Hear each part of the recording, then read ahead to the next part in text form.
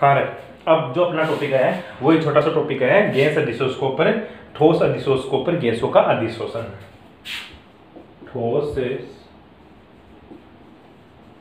अधिशोषकों पर गैस का या गैसों का अधिशोषण, गैसों का अधिशोषण, अधिशोषण। चलो इंग्लिश में बात करते हैं, आई बात समझो है। किसके ऊपर? ठोस अधिशोषक मतलब सॉलिड अब्जॉर्बेंट के ऊपर। किसका? गैस है, गैस क्या है तेरा? एब्जॉर्बेंट, ठीक है, एड्जॉर्बेंट गैस है और सॉलिड क्या है तेरा? एड्जॉर्बेंट है। तो इसका इसके ऊपर क्या इफेक्ट पड़ेगा, ठीक है, तो इसको बोल सकते हैं फैक्टर अफेक्टिंग ऑफ अब्जॉर्बेशन, ठीक है, एड्जॉर्बेशन को इफेक्ट करने वाले कारक। जो एड्जॉर्बेंट को इफेक्ट करने वाले कारक कौन कौन से हैं वो बात करते हैं। अब बात आती है सर एड्जॉर्बेंट। अब एड्जॉर्बेंट होता है क्या? एड्जॉर्बेंट, जो एड्जॉर्बेंट होता है ना, अब जो एड्जॉर्बेंट होता है, एड्जॉर्प्शन होता है, जो एड्जॉर्प्शन होता है ना, इसमें क्या दो चीज होती है, एक तो तेरा एड्जॉर्बेंट, और दूसरा क्या होता है? एड्जॉर्बेट, ठीक है। अब यहां पे क्या है, जो सॉलिड तो क्या है तेरा? सॉलिड तो तेरा एड्जॉर्बेंट है और जो गैस क्या है तेरी? एड्जॉर्बेट है। आई बात समझ में? सॉलिड तो एड्जॉर्बेंट और गैस क्या तेरी? एड्जॉर्बेंट है, ठीक है। अब इन दोनों का क्या इफेक्ट पड़ता है? देख, एड्जॉर्प्शन के ऊपर दो ही चीज डिपेंड करेगी, एक तो सॉलिड और गैस। क्यों? क्योंकि एक तो एड्जॉर्बेंट होता है, दूसरा एड्जॉर्बेट होता है, ठीक है। तो इन दोनों का नेचर एड्जॉर्प्शन को इफेक्ट करेगा, मतलब अधिशोषण को प्रभावित करने वाले सिर्फ दो ही कारक है, एक तो अधिशोष्य, एक अधिशोषक। जो अधिशोष्य है वो तो गैस है, और अधिशोषक क्या है तेरा? सॉलिड। मतलब गैस का नेचर और सॉलिड का नेचर किसको इफेक्ट करेगा? अधिशोषण को। किसको रे? अधिशोषण को। तो अपन एक एक बात करते हैं। सबसे पहले अपन देखते हैं कि सर इसमें गैस कैसे इफेक्ट करती है। जो अपनी गैस होती है वो इसको कैसे इफेक्ट करती है? दो चीजें, एक तो सॉलिड है, एक गैस है। तो सबसे पहले अपन गैस की बात करते हैं, और गैस क्या है तेरा? अधिशोष्य, ठीक है। तो अधिशोष्य की प्रकृति मतलब एड्जॉर्बेट का नेचर। एड्जॉर्बेट क्या है? गैस। तो ऐसा भी लिख सकते हैं अपन, nature of gas, nature of gas. तो गैस का नेचर कैसे इफेक्ट करेगा इसको, ठीक है, गैस भी बोल सकते हैं। अब बात आती है, देखे एड्जॉर्प्शन ज्यादा होगा कम होगा इसकी डिपेंड करती है गैस या अधिशोष्य की प्रकृति। किसी भी ठोस पृष्ठ पर गैस का अधिशोषण कितना अधिक होगा कितना कम होगा ये डिपेंड करेगा गैस के ऊपर। किसी भी अधिशोषक मतलब एड्जॉर्बेंट के ऊपर गैस कितनी अधिशोषित होगी, कितनी इसके ऊपर एड्जॉर्ब होगी, ये डिपेंड करता है गैस के ऊपर, ठीक है, कि गैस कैसी है। अब बात आती है गैस भी, गैस तो गैस ही होती है सर, इसमें तो कोई डिपेंड बात नहीं करती। अब बात आती है गैस है, एक तो गैसीय अवस्था में रहे, एक लिक्विड स्टेट में चली जाए। अगर ये गैस द्रवित अवस्था में आ जाए, कौन सी अवस्था में? द्रवित अवस्था में, मतलब ये आ जाए लिक्विड स्टेट में। कौन सी स्टेट में? लिक्विड स्टेट में आ जाए, तो इसका एड्जॉर्प्शन क्या? इसका एड्जॉर्प्शन अधिक मात्रा में होगा। मतलब अगर गैस लिक्विड फेज में आ जाए तो उसका एड्जॉर्प्शन अधिक मात्रा में आएगा। अब बात आती है सर गैस लिक्विड स्टेट में कब आती है? कोई भी चीज, कोई भी गैस होता है वो अपने क्रिटिकल टेम्परेचर, ठीक है, वो कभी अपने क्रिटिकल टेम्परेचर, जिसको अपन क्या बोलेंगे? क्रांतिक ताप। कोई भी गैस अपने क्रिटिकल टेम्परेचर मतलब क्रांतिक ताप के ऊपर किसमें आती है? हमेशा ही लिक्विड स्टेट में आती है। कौन सी स्टेट में आती है? क्रांतिक ताप के ऊपर गैस कौन सी स्टेट में चली जाएगी? लिक्विड स्टेट में। तो ध्यान रखना, कोई भी गैस है, किसी भी गैस का अधिशोषण किस पर डिपेंड करता? उस गैस के द्रवित होने के टेंडेंसी पर, कि वो गैस द्रवित अवस्था में कितनी बदल रही है, कब द्रवित अवस्था में बदल रही है, ये कितनी ज्यादा द्रवित अवस्था में बदल रही है, उसके ऊपर डिपेंड करता है अधिशोषण की मात्रा। अब अधिशोषण की मात्रा द्रवित होने की टेंडेंसी पर निर्भर करती है। अब बात आती है सर क्रिटिकल टेम्परेचर के ऊपर, कोई गैस द्रवित अवस्था में आती है। अब देखिए क्रिटिकल टेम्परेचर क्या होता है, ठीक है, क्रिटिकल टेम्परेचर क्रांतिक ताप, ऐसा ताप जिससे कम ताप पर किसी गैस को द्रवित करना मुश्किल, मतलब जिसके नीचे गैस को, ऐसा ताप, ऐसा मिनिमम टेम्परेचर जिस पर कोई गैस की उच्च अवस्था में आ जाए, द्रवित अवस्था में आ जाए, उस टेम्परेचर से कम या ज्यादा करने के बाद में चाहे कितना ही प्रेशर लगा ले वो कभी भी द्रव अवस्था में नहीं आएगी।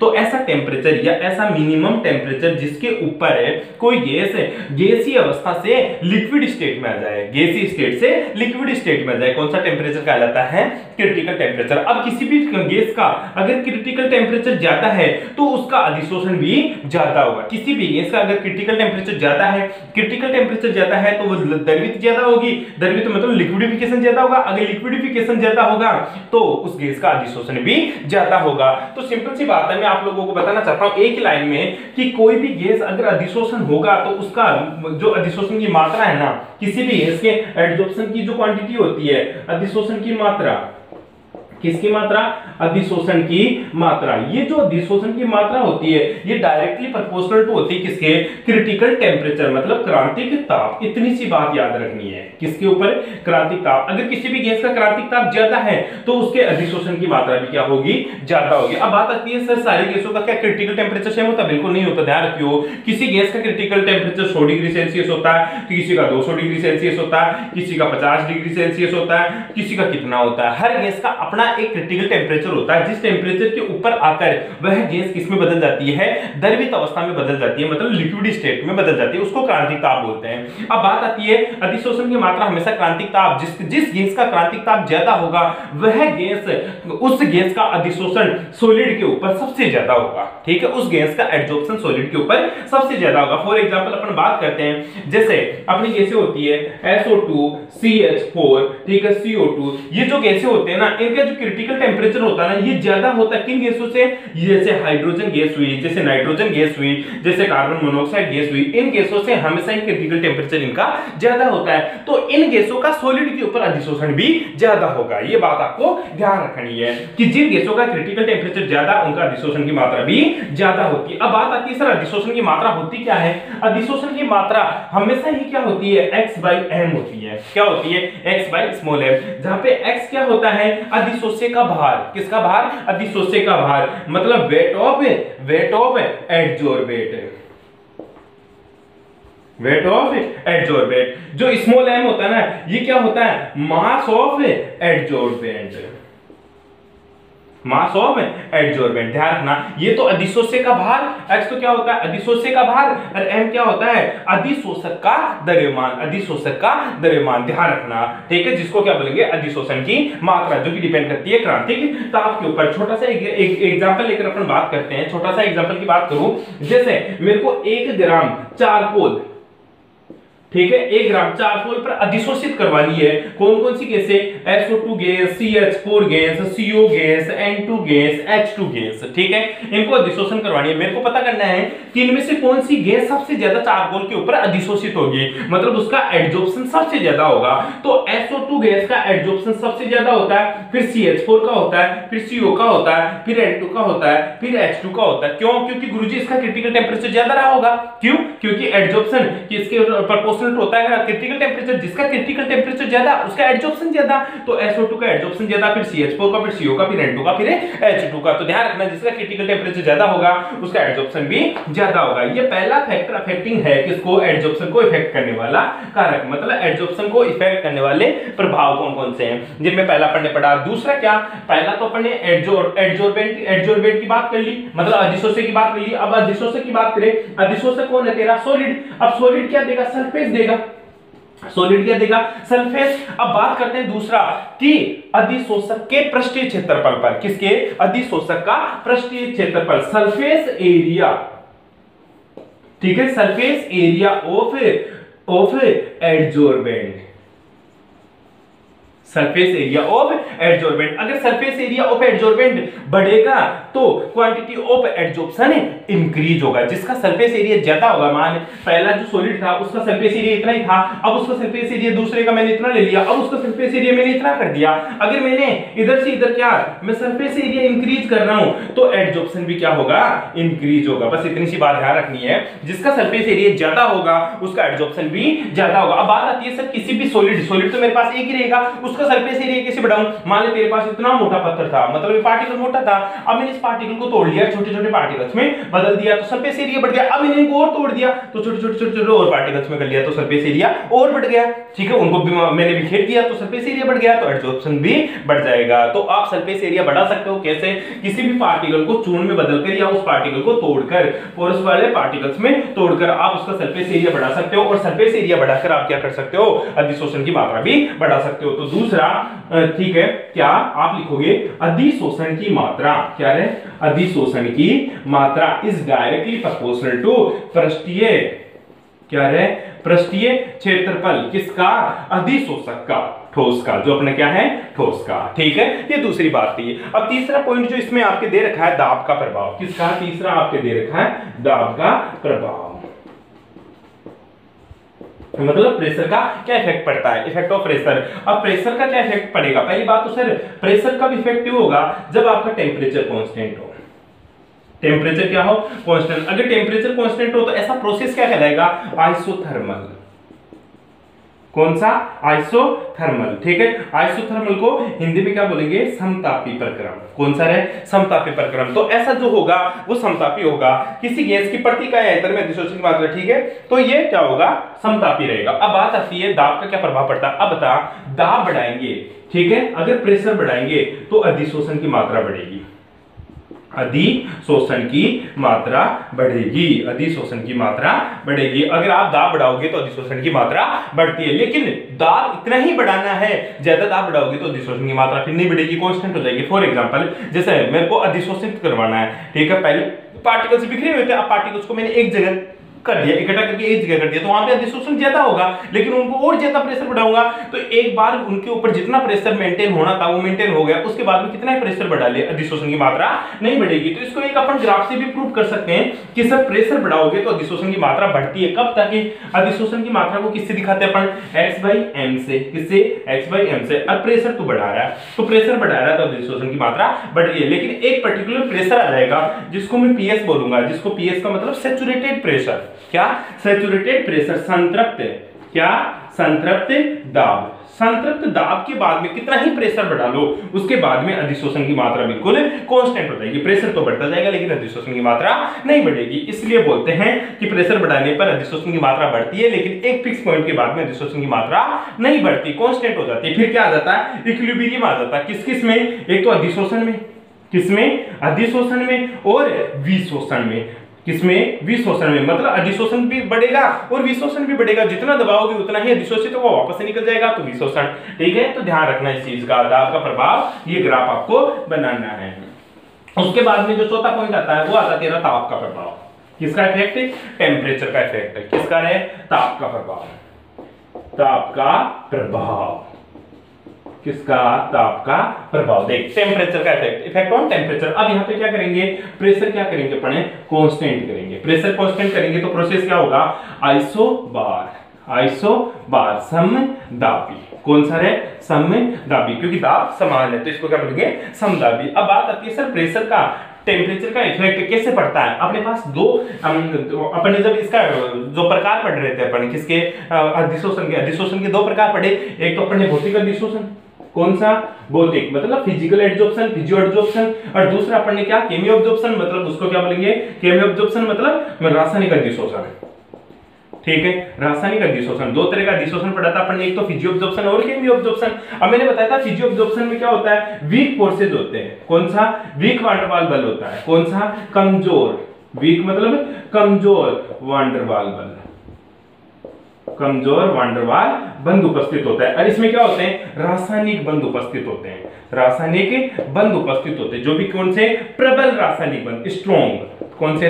प्रबल, स्ट्रॉन्ग केमिकल बॉन्ड उपस्थित होते हैं। अब बात आती है जो कमजोर बंध होते हैं ना, तो होता क्या है? जब इनके बीच में कमजोर वान डेर वाल फोर्सेज होते हैं, वीक वान डेर वाल फोर्सेज होती है, तो टेम्परेचर बढ़ाने के ऊपर ये वीक वान डेर वाल फोर्सेज ब्रेक हो जाती है और अधिशोषण की मात्रा घट जाती है। अधिशोषण की मात्रा, अधिशोषण की मात्रा क्या हो जाती है? घट जाती है टेम्परेचर बढ़ाने पर। तो इसका एक जो ग्राफ बनेगा वो किस टाइप का ग्राफ बनेगा? सर ऊपर तो x/m बढ़ता रहेगा, ठीक है, और इधर टेम्परेचर बढ़ाएंगे तो क्या हो जाएगा? ग्राफ घटता हुआ दिखा देंगे। लेकिन इसमें दोबारा समझ ले, टेम्परेचर बढ़ाएंगे तो अधिशोषण की मात्रा घटती है। क्यों? क्योंकि वीक वान डेर वाल फोर्सेस टूट जाती है, जिससे विशोषण बढ़ता है, अधिशोषण घटता है। विशोषण बढ़ता है, अधिशोषण घटता है। विशोषण तो बढ़ता है, मतलब क्या? विशोषण का मतलब डिजॉर्प्शन तो बढ़ता है, एडजॉर्प्शन घटता है। इसलिए दूसरा, रासायनिक अधिशोषण की बात करें, रासायनिक अधिशोषण में क्या होता है? प्रबल रासायनिक बंध उपस्थित होते हैं। तो इसमें होता क्या है कि जब तू टेम्परेचर बढ़ाएगा, जब तू टेम्परेचर बढ़ाएगा, मतलब x/m मतलब अधिशोषण की मात्रा। ध्यान रखना x/m को क्या बोलते हैं अपन, अधिशोषण की मात्रा। क्या रे, अधिशोषण की मात्रा। तू क्या करेगा, टेम्परेचर बढ़ाएगा, इधर से इधर जाएंगे टेम्परेचर बढ़ेगा, नीचे से ऊपर जाएंगे तो अपना x/m मतलब अधिशोषण की मात्रा बढ़ती है। तो शुरू में तो अधिशोषण की मात्रा बढ़ती है, लेकिन एक पर्टिकुलर टेम्परेचर के बाद में अधिशोषण की मात्रा क्या हो जाती है, घटने लग जाती है। क्यों? अब इसका दो रीजन है, पहला ग्राफ और दूसरा ग्राफ। दो ग्राफ आया। पहला ग्राफ में तो क्या हुआ, अगर सर शुरू में जब टेम्परेचर बढ़ता है, शुरू में जब लो टेम्परेचर बढ़ता है तो अधिशोषण की मात्रा बढ़ती है। क्यों? क्योंकि रासायनिक बंध बनने लगते हैं, केमिकल बॉन्ड फॉर्मेशन। क्या रे, केमिकल बॉन्ड फॉर्मेशन होता है। क्या होता है, केमिकल बॉन्ड फॉर्मेशन। क्यों? क्योंकि मॉलिक्यूल्स पास पास में आते हैं। लेकिन दूसरी स्टेप में केमिकल बॉन्ड क्या हो जाता है, डिसोसिएशन होना शुरू हो जाता है। क्या हो जाता है, डिसोसिएशन। अब डिसोसिएशन क्यों हुआ, क्योंकि सर केमिकल बॉन्ड बनता है दो मॉलिक्यूल्स के बीच में, और दोनों मॉलिक्यूल्स की जो एनर्जी होती है ना, वो एनर्जी टेम्परेचर लेकर बढ़ जाती है। दो मॉलिक्यूल्स होते हैं, दोनों की एनर्जी बढ़ जाती है। एनर्जी बढ़ जाती है तो काइनेटिक एनर्जी आती है, काइनेटिक एनर्जी आती है तो मॉलिक्यूल्स गति करता है, गति करता है तो बॉन्ड टूट जाता है। तो ध्यान रखना, पहली स्टेप में टेम्परेचर बढ़ने के साथ साथ केमिकल बॉन्ड का फॉर्मेशन बढ़ता है। क्यों? क्योंकि टेम्परेचर बढ़ने से मॉलिक्यूल्स पास पास में आते हैं और बॉन्ड का फॉर्मेशन करते हैं। लेकिन एक पर्टिकुलर टेम्परेचर के बाद में अगर आप और टेम्परेचर बढ़ाओगे तो वो केमिकल बॉन्डिंग में उपस्थित मॉलिक्यूल्स एनर्जी गेन करके डिसोसिएशन में पार्टिसिपेट करते हैं। फिर रिएक्शन कौन सी देंगे, डिसोसिएशन। तो रासायनिक अधिशोषण में याद रखना, रासायनिक अधिशोषण में अपन को क्या करना होता है, प्रबल रासायनिक बंध बनता है जो टेम्परेचर बढ़ने के साथ साथ स्ट्रॉन्ग होते हैं, जबकि एक ही टेम्परेचर के बाद में मॉलिक्यूल्स एनर्जी गेन करना शुरू कर देते हैं और डिसोसिएशन में पार्टिसिपेट करते हैं। लेकिन भौतिक अधिशोषण में क्या होता है, हमेशा ही टेम्परेचर बढ़ाने के साथ साथ अधिशोषण की मात्रा घटती है। कोई दिक्कत नहीं आता कि ये अपना चौथा पॉइंट था। इसके बाद में पांचवा पॉइंट आता है, वो एक छोटा सा पॉइंट है, टेम्परेचर का रेशियो वाला खत्म कर लिया अपन ने।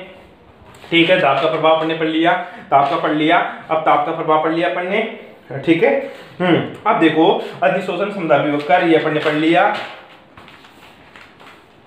ठीक है, दो वक्र थे, अधिशोषण समदाबी वक्र, वो था अधिशोषण जो टेम्परेचर वाला जो वक्र था, जो टेम्परेचर का मतलब टेम्परेचर बढ़ाने के साथ साथ प्रेशर वाला, पहला तो प्रेशर बढ़ाने के साथ साथ x/m का मान बढ़ रहा था, मतलब ये ग्राफ था। इसको कौन सा ग्राफ बोलेंगे, अधिशोषण। कौन सा, अधिशोषण समदाबी वक्र, अधिशोषण समदाबी वक्र। अगर यहाँ पर टेम्परेचर आ जाएगा तो अधिशोषण समतापी वक्र, समतापी वक्र। ध्यान रखना, अधिशोषण समतापी वक्र और अधिशोषण समतापी वक्र। अधिशोषण समतापी वक्र रासायनिक अधिशोषण और भौतिक अधिशोषण दोनों के लिए अलग अलग होगा, लेकिन अधिशोषण समदाबी वक्र रासायनिक अधिशोषण और भौतिक अधिशोषण दोनों के लिए एक ही होगा। ये बहुत इंपॉर्टेंट बात होती है। उसके बाद में अधिशोषण का सक्रियण, पांचवा पॉइंट क्या तेरा, अधिशोषण का सक्रियण। अधिशोषण का सक्रियण, अधिशोषण का सक्रियण किसका है, अधिशोषण का सक्रियण। अच्छा टॉपिक है, ठीक है। अब इसमें देखते हैं अपन क्या होता है अधिशोषण का सक्रियण। अधिशोषण का सक्रियण मतलब अधिशोषण का एक्टिवेशन ऑफ एडजॉर्प्शन, एडजॉर्प्शन को एक्टिवेट करना। अब एडजॉर्प्शन को एक्टिवेट कैसे कर सकता है, पहली चीज जो पहले तीनों प्रकार अपन ने पढ़ा था ना, वो इसके आंसर है। अधिशोषण को एक्टिवेट करने का तरीका, मान ले कोई मॉलिक्यूल्स गैसीय अवस्था में, उसको किसमें बदल दे, तो लिक्विड स्टेट में बदल दे। लिक्विड स्टेट में बदल दे मतलब द्रवित कर दे, द्रवित करने पर अधिशोषण की मात्रा बढ़ती है। अगर लिक्विड से गैस से लिक्विड में जाएगा तो अधिशोषण की मात्रा बढ़ती है, अधिशोषण की मात्रा बढ़ती है, अधिशोषण बढ़ेगा। दूसरी स्टेप है, अगर तू सरफेस एरिया, ठीक है, सरफेस एरिया, अगर तू सरफेस एरिया बढ़ाएगा तो अधिशोषण की मात्रा बढ़ती है, अधिशोषण की मात्रा बढ़ती है मतलब एडजॉर्प्शन की मात्रा बढ़ती है।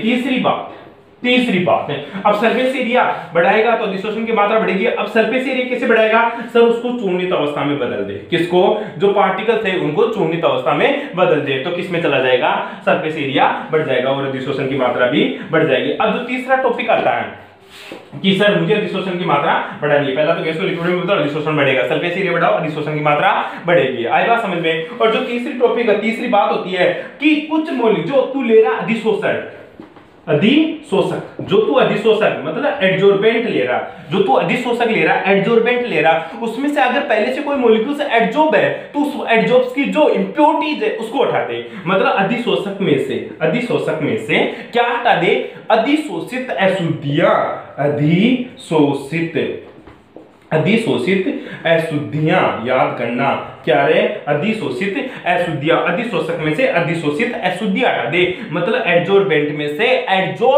एडजॉर्ब इंप्योरिटीज बाहर कर दो ताकि अधिशोषण बढ़ जाएगा। जैसे पहले से मान ले चारकोल में थोड़ी बहुत नमी थी, अब तू उसको फिर से कहां लेके जा रहा है, उसी को नम करना चाहता है, ठीक है, तो पहले से उसको सुखा ले, क्योंकि जो पहले से इंप्योरिटीज उसमें ऐड है, जो नमी की अशुद्धियां प्रेजेंट है उसको हटा दे, फिर ज्यादा एडजॉर्प्शन होगा उसका, ठीक है, तो उसको हटा कर भी अभी अधिशोषण का सक्रियण कर सकते हैं, मतलब एडजॉर्प्शन को और ज्यादा एक्टिव कर सकते हैं। आई बात समझ में? ठीक है। अब इसके बाद में एक छोटा सा टॉपिक आता है और बहुत इजी सा है और लेकिन बहुत ज्यादा इंपोर्टेंट भी है, आपको इसको बहुत ज्यादा ध्यान रखना है। फ्रेंडलिक अधिशोषण समता, पी क्या है, फ्रेंडलिक अधिशोषण समता, पी अधिशोषण समता, पी फ्रेंडलिक अधिशोषण समता, पी इंग्लिश में क्या बोलेंगे, फ्रेंडलिक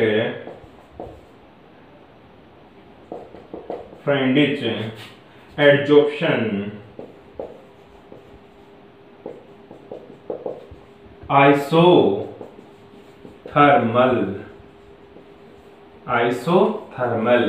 ठीक है, सिंपल सा है, बहुत इजी सी है।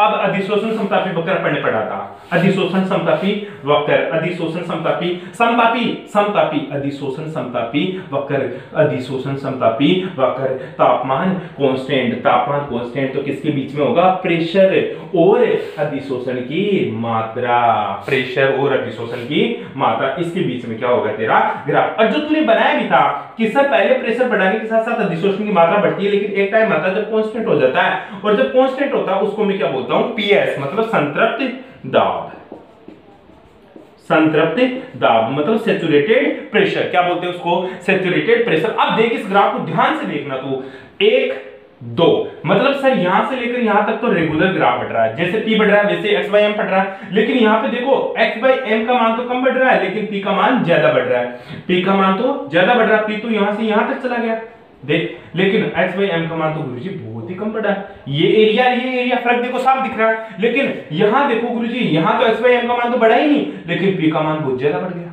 आई बात समझ में? तो 3 ग्राफ मिलते हैं अपन को, फर्स्ट, सेकंड और थर्ड, 3 ग्राफ मिलते हैं। मैं जैसे नोट्स बनाया हूं उसी अकॉर्डिंग आपको समझाता हूं, फर्स्ट, सेकंड और थर्ड, ठीक है, 3 तरह का ग्राफ मिलता है अपन को। फर्स्ट ग्राफ कैसा मिलता है वो देख, जो फर्स्ट ग्राफ है ना इसमें दाब क्या है, high pressure, at low pressure, यहां से यहां तक है तो प्रेशर कमी है, यहां से लेकर यहां बिंदु तक आएंगे तो प्रेशर कम है, फिर यहां और बढ़ा, फिर यहां और ज्यादा बढ़ा, तो at low pressure, at low pressure मतलब निम्न दाब पर। निम्न दाब पर तेरे को एक चीज मिल रही है कि जो x by m है ना ये डायरेक्टली प्रोपोर्शनल टू p की पावर 1, मैं एक लेके चलता हूं, x by m is directly proportional to p की पावर 1, ठीक है, या इसको मैं लिख सकता हूं क्या, x by m equals to kp1, क्या लिख सकता हूं, kp1, जहां पे k क्या है तेरा कांस्टेंट, k क्या है तेरा कांस्टेंट, p क्या है तेरा दाब, x क्या है अधिशोषक का भार, m क्या है अधिशोषक की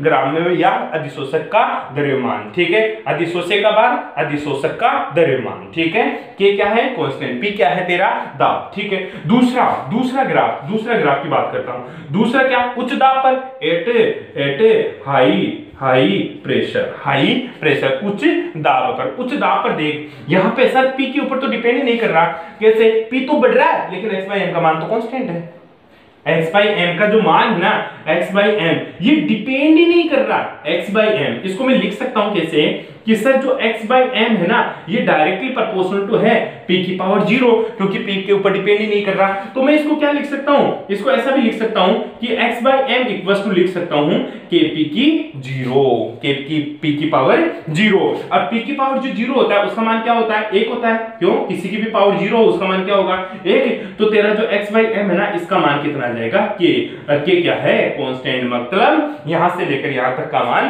कांस्टेंट रहता है। तो जो पहला है ये ग्राफ कैसा है, जो पहला ग्राफ है ना ये ग्राफ गुरुजी मेरा ऐसा है कि जो x by m है ना ये डायरेक्टली प्रोपोर्शनल टू p की पावर 1 और यहाँ पे x by m है ना ये डायरेक्टली प्रोपोर्शनल टू p की पावर 0। अब बात आती है सर ग्राफ तीसरा कैसा बनेगा, ठीक है, इंपोर्टेंट बात तो अपने ग्राफ तीसरे की है। यहां 2 तक तो कोई दिक्कत नहीं है आप लोगों को।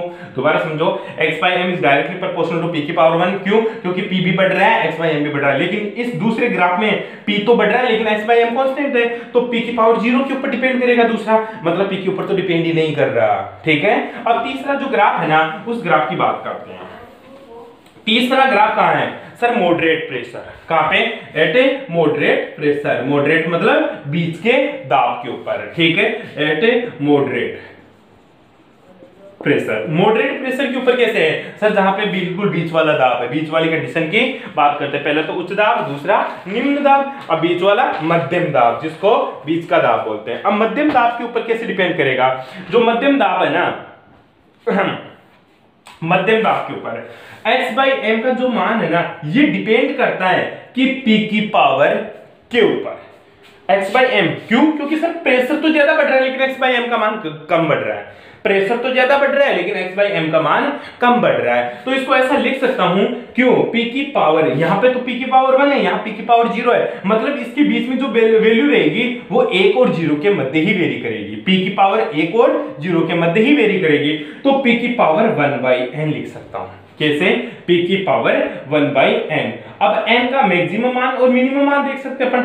n बराबर अगर 0 रखूं तो p की पावर इनफाइनाइट, p की पावर इनफाइनाइट का मान कितना होता है? 0। अगर x बराबर है n बराबर में इनफाइनाइट रखूं तो p की पावर क्या आ जाएगी? 0, और इसका मान कितना होता है? 1, मतलब 1 और 0 के अंदर वेरी करेगी। बस ये इसीलिए मैंने, क्योंकि यहाँ पे 1 और 0 मैंने इसीलिए लगाया क्योंकि 0 और 1 के मध्य वेरी करेगा अपना प्रेशर। तो x is directly proportional to p की पावर 1 बाई n। तो इसको मैं लिख सकता हूं x upon m equals to k p की पावर 1 बाई n। इसी इक्वेशन को अपन क्या बोलेंगे? फ्राइडलिक अधिशोषण समतापी इक्वेशन। और इसी वक्र को क्या बोलेंगे? फ्राइडलिक समतापी वक्र। यहां तक कोई दिक्कत है? ये तेरा तीसरा ग्राफ। अरे भाई कोई प्रॉब्लम? ठीक है, x बाई 1 बाई n क्यों लिखा मैंने आपको बता दिया। n का मान मैक्सिमम इनफाइनाइट और मिनिमम 0, तो 0 और 1 के अंदर वेरी करेगा ये मान। आई बात समझ में? प्रेशर का मान x बाई एम का मान 0 और 1 के अंदर वेरी करेगा, इसलिए इसका मान मैंने 1 बाई इसकी पावर 1 बाई n लगाया। ठीक है, अब इक्वेशन नंबर 3 को मैं आगे और सोल्व करता हूं, और ये बहुत ज्यादा इंपॉर्टेंट भी है। ठीक है, इक्वेशन नंबर 3 को क्यों आगे क्यों सोल्व कर रहा हूं? क्योंकि फ्राइडलिक का मैं आगे पूरा का पूरा गणितीय रूप देना चाहता हूं। ठीक है, मेरी जो इक्वेशन थर्ड आई थी x बाई एम, जो इक्वेशन थर्ड आई थी, ये क्या था? Is directly proportional to k p की पावर 1 बाई n। ठीक है, direct equals to k p की पावर 1 बाई n। अब मैं क्या कर देता हूं? दोनों तरफ log ले लेता हूं। दोनों तरफ log लेने पर, दोनों तरफ log लेने पर। ठीक है, अब log ले लो दोनों तरफ, तो लघुरिथम बोलते हैं, लघुगणक बोलते हैं इंग्लिश में, हिंदी में इसको। ठीक है, log इक्वल्स टू k, इधर भी log ले लेता हूं। ठीक है, अब 10 बेस लो चाहे ई बेस लो, क्योंकि दोनों तरफ log ले रहा हूं, तो 10 बेस लो चाहे ई बेस लो, कोई फर्क नहीं पड़ेगा, क्योंकि 10 बेस में लोगे, log ई बेस को 10 बेस में बदलोगे तो 2.303 इधर भी कटेगा तो इधर भी कटेगा, तो आप 10 बेस में रखना इसको। अगर मैं बेस ना शो करूं तो इसका मतलब होता है कि वो 10 बेस में है। log k डॉट p की पावर 1 बाई n। अब देखिए log की प्रॉपर्टीज आ गई क्या? कि sir log a into B हमेशा ही बराबर होता है किसके? log a plus log b के। log a plus log b के, ये इक्वेशन बीच में लिखनी होती है, आपको बताना होता है कि log की प्रॉपर्टीज होती है। अगर log a प्लस b होता है तो मैं इस इक्वेशन को कैसे लिख सकता हूँ? इस इक्वेशन को लिख सकता हूँ log x by m equals to, इसको लिख सकता हूँ log 10 बेस के, क्योंकि बेस को दिखाना नहीं है, प्लस log 10 बेस में वो p की पावर 1 बाई n। ठीक है, अब बात आती है log, इसका भी कुछ मान होता है, इसको भी अपन आगे सोल्व कर सकते हैं। कैसे? अगर log कुछ भी x की पावर a दे रखी हो तो इसको लिख सकता है a log x। ठीक है, तो इसकी पावर क्या है? p की पावर 1 बाई n है, तो 1 बाई n को सामने ले आएंगे, तो क्या बन जाएगा? log x by m equals to log k plus, इसको लिख सकता हूं 1 बाई n log p।